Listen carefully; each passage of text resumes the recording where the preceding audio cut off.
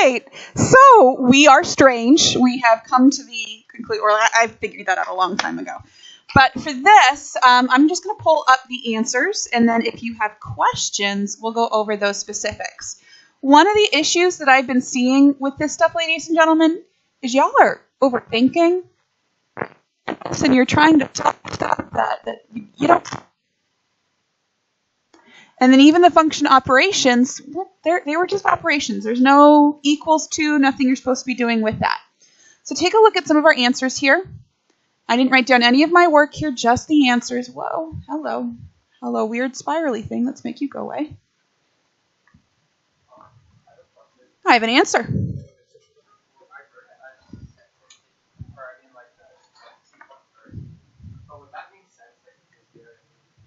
Yeah, because basically we have no brackets here. That means I'm not including 0. So that's perfectly fine. And I just wrote it in both ways so that, you could see that. Is this the way you wrote it? Nope, they're both correct. Okay. Yes, sir? Uh-huh. It's not. Because if we think about it, this is a fraction, right? And for a fraction, my only restrictions are that the denominator cannot be equal to 0. So I can put a negative number down here perfectly fine. It's just the 0 that causes me troubles. Yeah?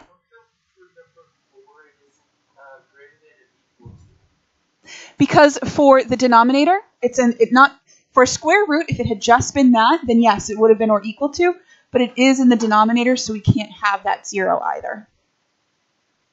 Good question so far. Yes? Sophia?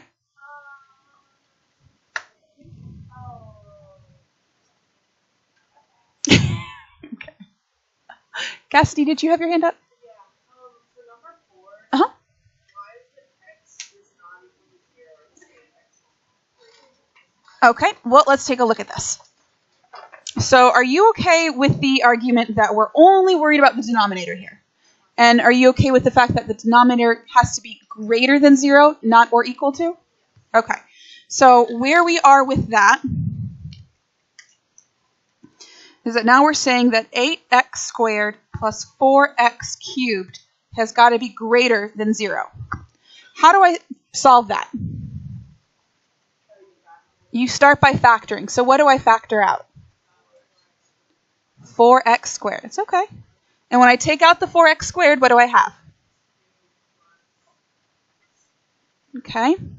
So this is now where I'm at. From this, I get -2, right? From this, I get 0. So let's do our number line.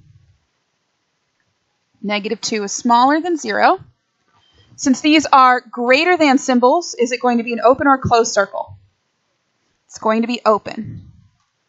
So now we can check values. If I plug in a -3, -3 squared becomes positive, right? And then that's going to be positive or negative. So positive times a negative, that does not work. If I were to plug in, for example, a -1, that's again positive. That's going to be positive, so that works. And if I plugged in a +1, everything is also positive. The one that doesn't work is this right here. And if we were to have graphed the line that goes with that problem, I'm not saying that you were expected to in any way, shape, or form, but your graph would have done something like that. Okay? So my thing was that just didn't get the number. Right. Yeah, and you've got to be careful that you don't automatically just do between or outside, because that's what a lot of people default to. You really need to check each piece. This was number 4.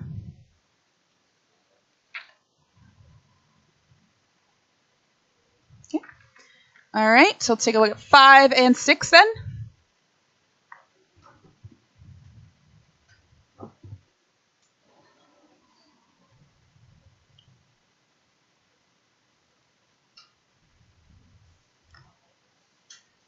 I'll scooch that so you can see those too. Any questions on 5 or 6? I had a lot of great questions for 1 through 4. What was that? What'd you do? Own it.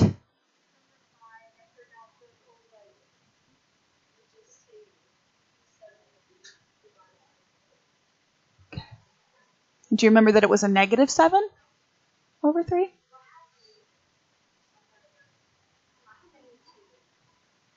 Okay, what I'm seeing you do that you have to be really careful about, it's not always going to be an integer. Because talking with you, that's a couple of times now that you've tried to force it to be an integer. We're not in middle school. Middle school is where it's like, yes, everything has to be an integer. But it's almost weirder now if we don't have an integer. Or if we do have one.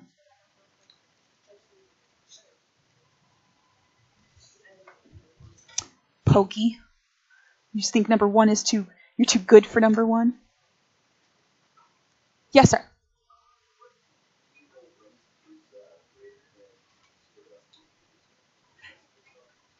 Greater than or equal to versus less than or equal to?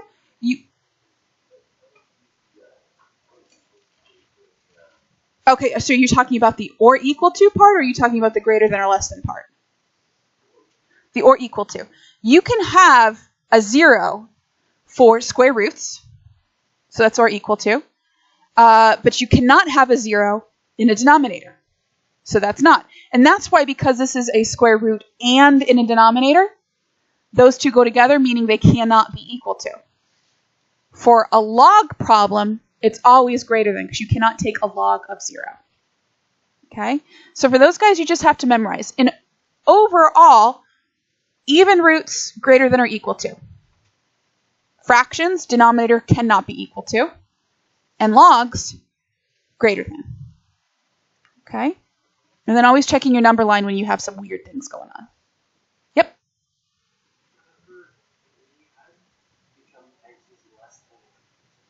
Okay, remember, you cannot just automatically jump straight to specific signs.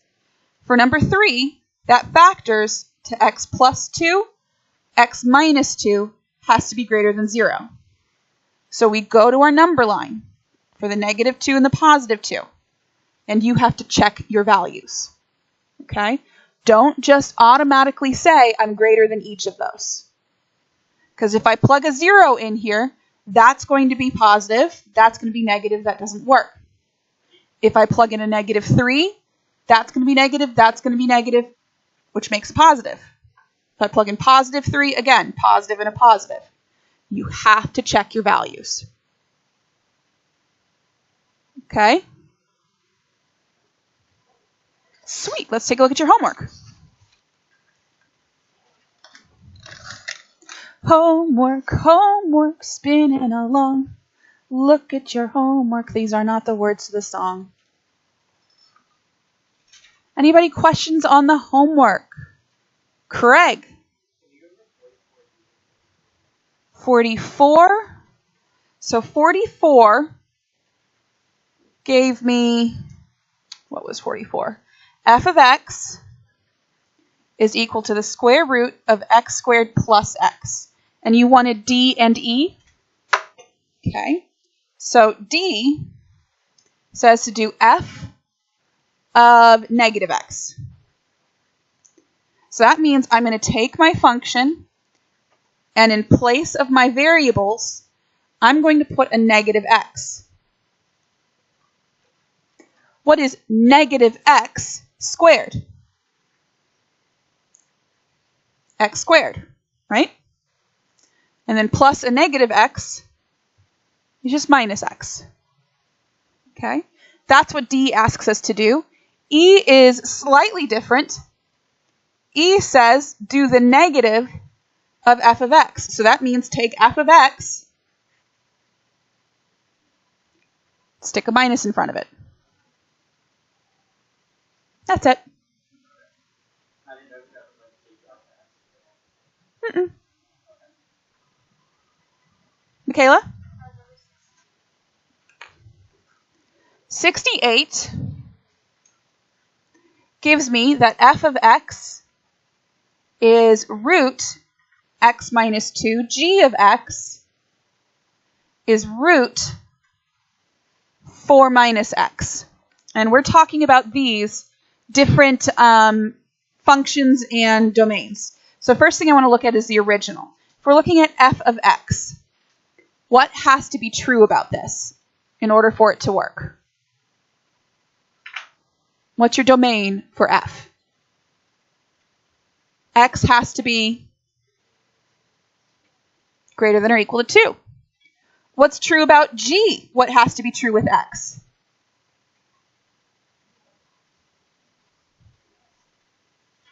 Less than or equal to positive 4. Okay. So if I were to graph that, I would have 2 is smaller than 4. I have a closed circle on 2, and I'm going that way. I have a closed circle on 4. I'm going that way. So far, so good? And we said if we're going to be doing operations on functions, it has to fit both of them. The most strict. So if mom says you got to do this and dad says you got to do that, and you have to fit both of them, that is your area that you're allowed to be in. So I'm allowed to be between 2 and 4. And that's of any, if I were to do f plus, f minus, f times. So when we're looking at number 68, A, B, and C all have that for a domain. D picks up a little bit more because D says f over G. And when I put f over G, we also pick up the idea that this denominator cannot be equal to 0. And so what that does for me is it says I cannot be equal to 4. So it changes that from an or equal to a not equal to. Because if x is 4, 4 minus 4 is 0. Square root of 0 is 0. That's fine. But 0 is now in the denominator, which is not fine. Okay? It's the division where things get a little bit funkier. Everything else is just write them down. Gotta love the others.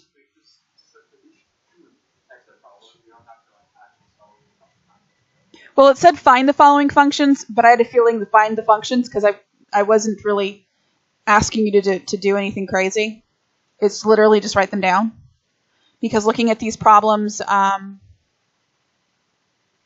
yeah, all of these, like f plus g, would have been something plus something else.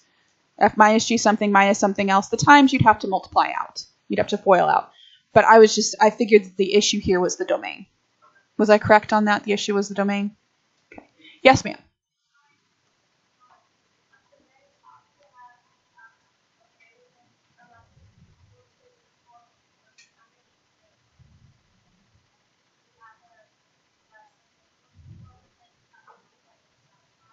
Because it's in the denominator, and if I was equal to 4 in the denominator, that whole bottom would be 0.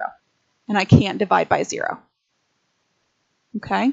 So remember, for this guy, we pick up the restrictions that we had to start off with. So we pick up the restrictions from F, we pick up the restrictions from G, and then anything new that comes out of F over G. And since it's over G, that cannot be equal to 0. Okay, yes.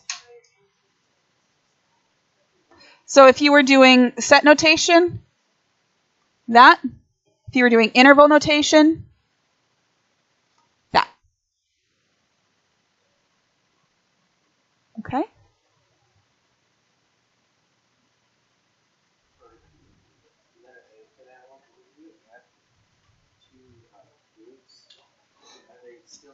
They're still separate because these two are not the same number.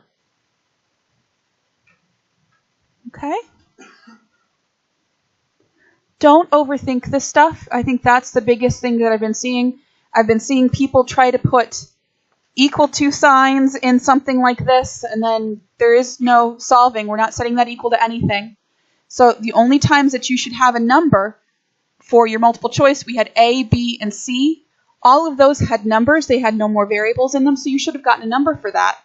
But for all of the others, you had variables in that, so you weren't solving it for X, you're just simplifying. Okay? All right, sweet. So what we're going to do next, we're going to take our quiz. So while you guys were taking your quizzes, I changed my minds, because I apparently have multiple minds. I changed my mind when it comes to the quiz. Not really. Shut up and think before you speak. Okay. So remember that quiz you took over properties of logs? Okay. What I'm going to do, I told you guys that I would update your scores while I was doing the quiz, while you guys were taking the quiz. I changed my mind. Everybody has to do test corrections. Okay? Just to make sure that we're clear. You are going to get to choose whether you retake a section or if you would like the average from your first 2 sections on the test. Do you know what I'm talking about? The very first 2. That to replace your quiz score. So you're not going to get to do a retest and quiz replacement, but I want to make sure that I don't give you guys the wrong one. So everybody does test corrections. Everybody. You miss one problem, you do test corrections. Just do them on your own paper, that's fine. Okay, everybody does test corrections. When you turn in your test corrections, you write on the top if you would want a quiz replacement or a section retake. Okay, and that's just going to be for that first quiz over the properties of logs. Is that understood? It's not that I'm taking it back. I'm just doing this to make sure that I give everybody what they request. But only if you do your corrections. Your test corrections are going to be due next week, Tuesday. That way you have the weekend to work on them. Okay? Any questions on that? Right. So I see some people like viciously, furiously, trying to zoom out and I'm zooming in, writing this down. Please don't. There's a bunch of words here. I'm going to tell you what I think is important. And in all honesty, I think the practice is what basically says what we're doing. What we're looking at here is called the composition of functions. And it is written as either this or this, F open circle. And you're going to want to pay close attention to that because that could be misconstrued as a multiplication sign. So watch that symbol. Open circle is of, closed circle is times. Or we write it as F with G of X written inside of it. And it's just read F of G. That's it. Some people call it fog and Goff. It's just a composition. Now what you have to be careful is that for the domain of F, it's going to start with everything that's in the domain of G and then G of F. So that's kind of hard to understand. There's a lot of ofs and Gs and Fs and orders and what's going on. It's a lot easier to start with just a problem here. Okay? So go ahead for me and write down F of X and G of X for problem number 1. This is one of those places where writing it is actually a lot more confusing than just doing it.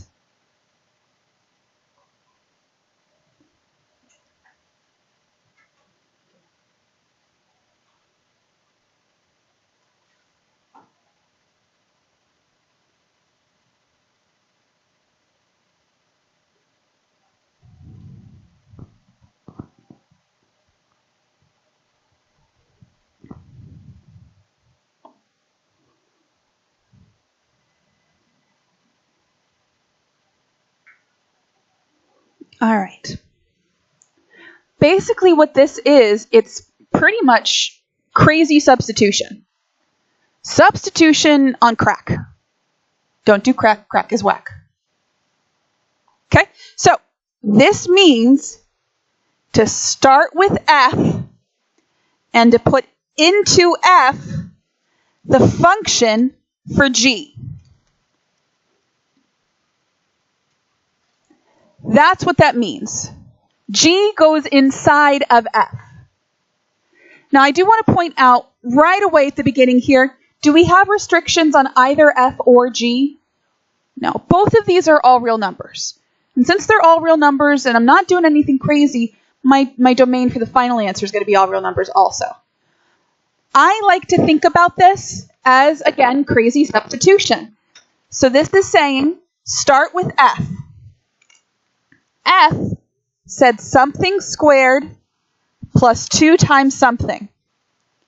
And what goes inside of that is g, which is x minus 4. Now, we had problems like this on your homework. It just wasn't written in this form. It was written in the form of f of x minus 4. Okay, so it really is the same thing. Now, when we go through and we do this, we need to be careful. One of the biggest things that I've been seeing with you guys, one of your hardest areas, is I'm still seeing crazy mistakes with algebra. This does not mean x squared minus 4 squared. What does this mean to do? X minus 4 times x minus 4. And when we FOIL that out, what do we have?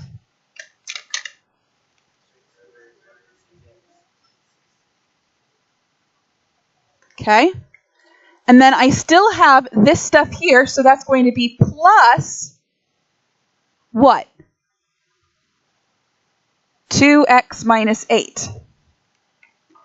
And then to finish this off, all we need to do is to combine like terms. So f of g of x is what?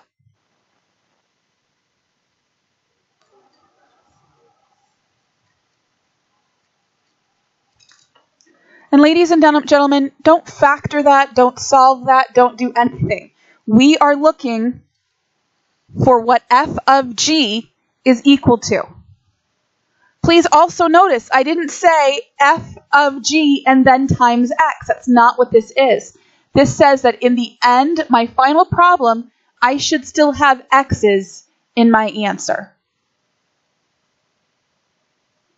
Does that make sense? All right, so why don't you try g of f? We did f of g, let's do g of f.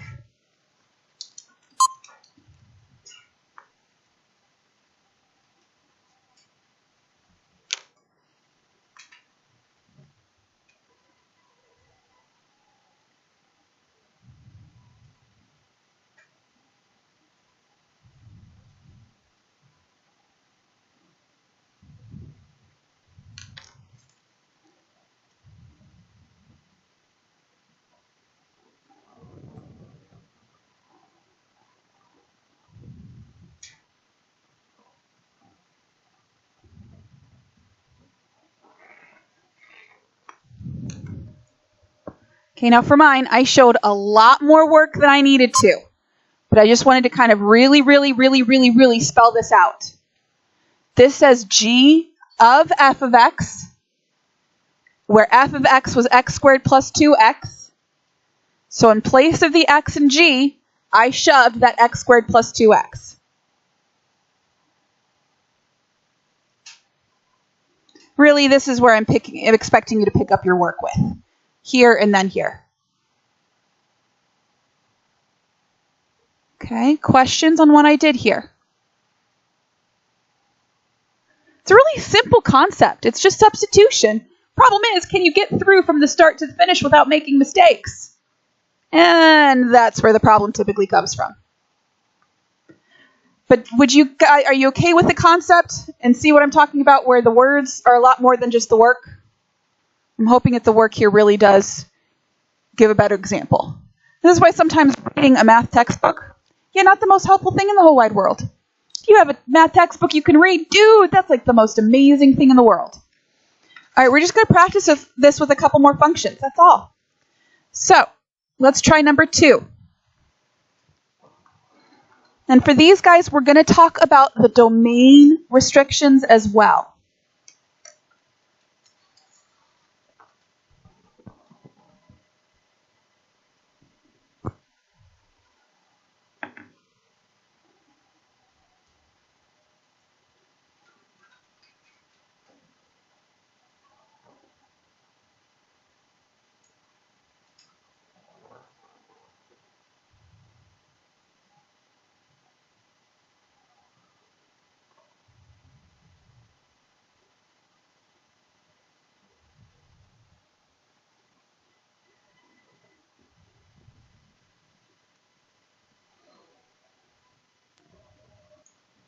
All right. When we're doing f of g, That is telling me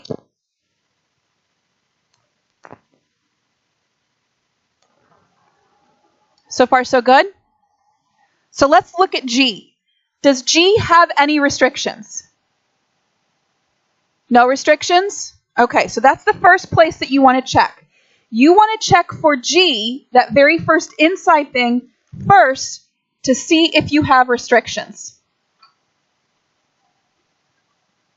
So you start in the beginning, checking for restrictions. G does not have restrictions, so I'm going to keep going. So that means that this is going to be, I start with F, and every place that I had a variable, I am going to stick G in.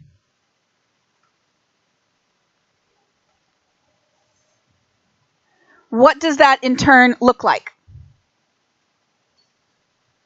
X squared minus 1 over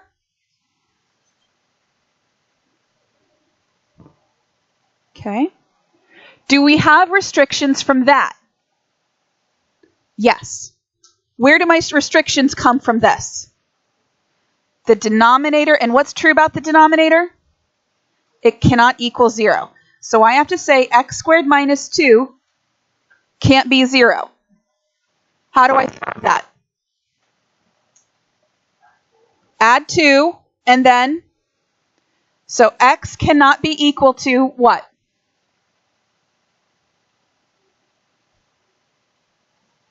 Positive or negative? Square root of 2. So that means I have that f of g is equal to this as long as x is not a positive or negative square root of 2. You get restrictions from the guy that goes in. You get restrictions from the very, very final problem. Okay? So we basically just put our answer And shove your restrictions on the end. It's kind of like domain. I'm just taking the easy way out of writing domain.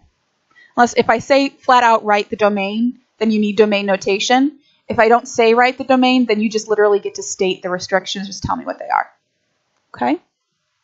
So G of F means I'm going to start with G and put in F. So if I look at this original problem, I need to find the domain, the restrictions on F. Do I get restrictions on F? Yes. What are my restrictions on F? X cannot equal 1. So far, so good? So you check it at the very beginning, and then we're going to check it at the end. So now I have G,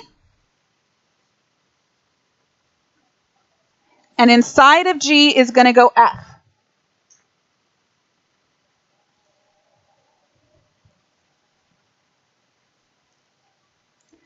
So if I square this, what am I going to have?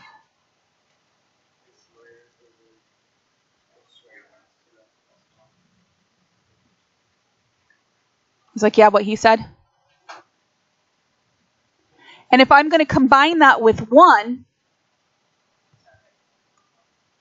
no.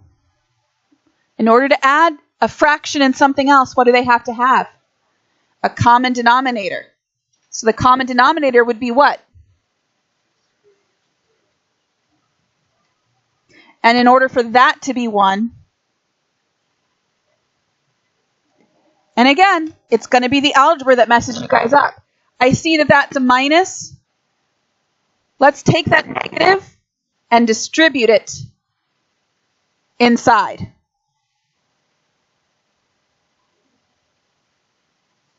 What are we left with?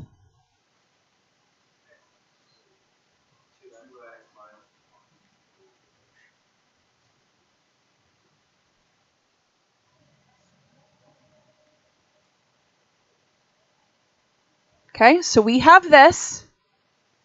Just a little bit of a reminder, this came from saying x minus 1 squared. So what are the restrictions that I have? X cannot equal 1. Because those are also the restrictions that I have from here.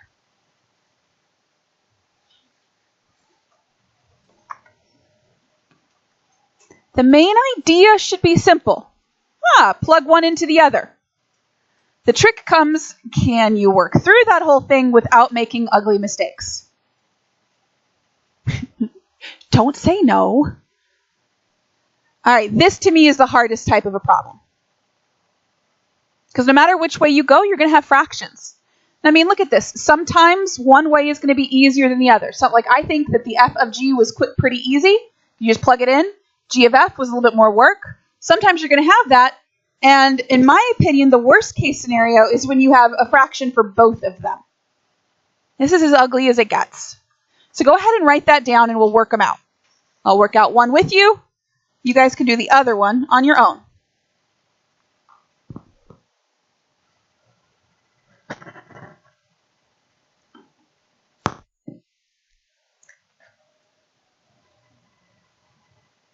Now I want you to think, which one do you think is going to be harder? F of g or g of f? I will do whichever one you think is harder. There's no really right or wrong answer here.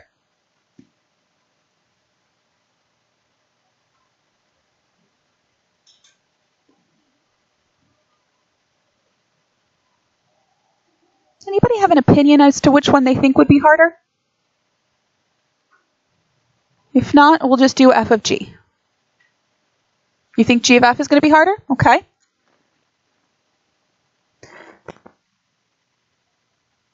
Means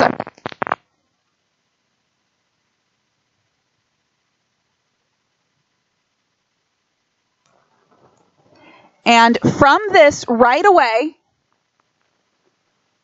I pick up a restriction. What do I have? X cannot equal 1/2.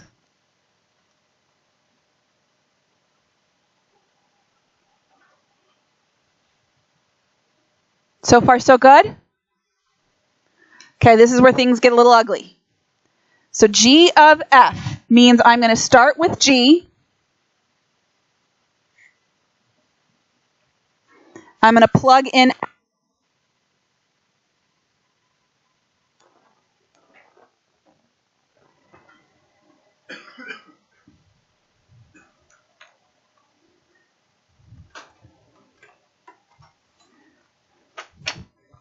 Do I need these parentheses here? No, because there's really nothing being multiplied by that. So I'm going to make that parenthesis and that parenthesis go away. Do I need these parentheses? No. So I just don't want you guys to get confused by seeing those parentheses. So I'm just going to knock them away. Okay. Now I have a fraction in a fraction. And that's a big pain in the boot. Do you remember how to make that simpler? Common denominator. What would the common denominator 2x minus 1? So if I multiply the top and bottom by 2x minus 1, that will simplify this pretty quickly. So when I take the 2x minus 1 and I times it by the first term, what am I going to have? Nope, just x. When I times the 2x minus 1 times negative 2, what will I have? When I multiply this by this, those will cancel. I will have negative 4x. Thank you for the plus 2, watching your signs. Bless you. Okay, so then I'm going to do the same thing down here. I'm going to times it. Those will cancel out, leaving me with x. What will I have here?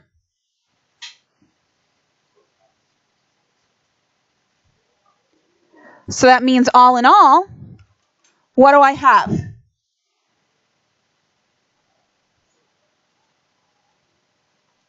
What's this going to give me? What's x minus 4x? negative 3x plus 2 over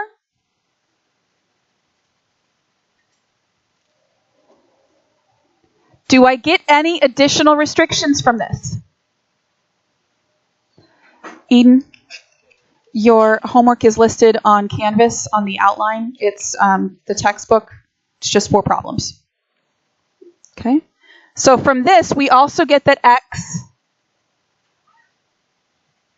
cannot equal, one more time, 1. So put that together.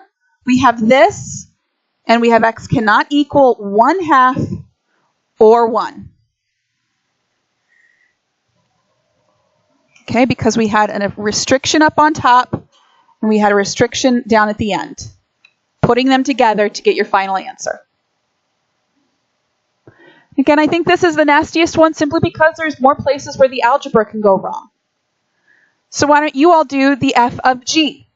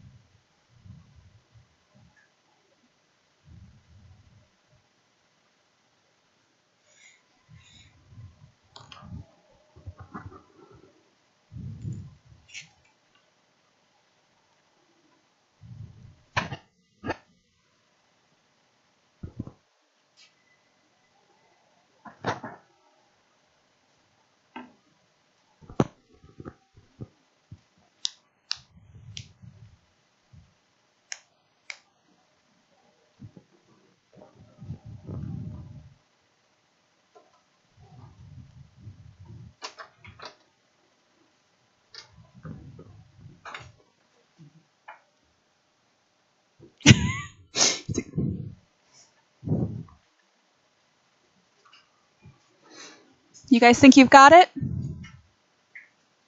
Maybe? It's about that algebra. Would you agree with me? It's the algebra that's kind of like, bah. All right. Let's take a look. I got from the beginning that x could not be 1. So that's down here also. And then we tack on the idea from the final answer from here. We also get that x can't be 3. That is a positive one. Yes, that's just the equal sign got a little smooshed sideways sign thing.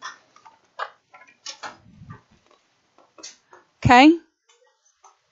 So when we do this, the first thing we do is we look at what function is going on the inside. We state the restrictions from that. Chuck it in and do the math. And then at the end, see what your restrictions would be for that. Okay? Yay, algebra! Woohoo! Questions on that? Yeah? So, okay. All right. So your homework for tonight, and I'm just going to see if I can do this. Nope. Can I do this? Without Flex is 5-7. There's your homework for tonight. plus what else? Test corrections. You missed 1 point on the entire thing, you do a correction for that. Okay? Everybody does test corrections. Quiz corrections are optional if you get above a 70 or an 80, depending upon how evil I'm being that day. Okay? All right. Look at that, only 4 problems.